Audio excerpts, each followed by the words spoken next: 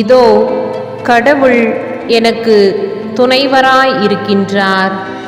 என் தலைவர் என் வாழ்வுக்கு ஆதரவாய் உள்ளோருடன் இருக்கின்றார். திருப்பாடல்கள் புத்தகம் 54வது அதிகாரம் 4வது இறை திருவசனம்.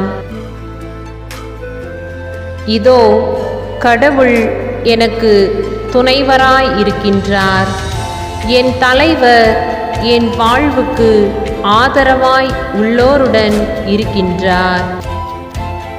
திருப்பாடல்கள் புத்தகம் 54வது அதிகாரம் 4வது இறை திருவசனம்.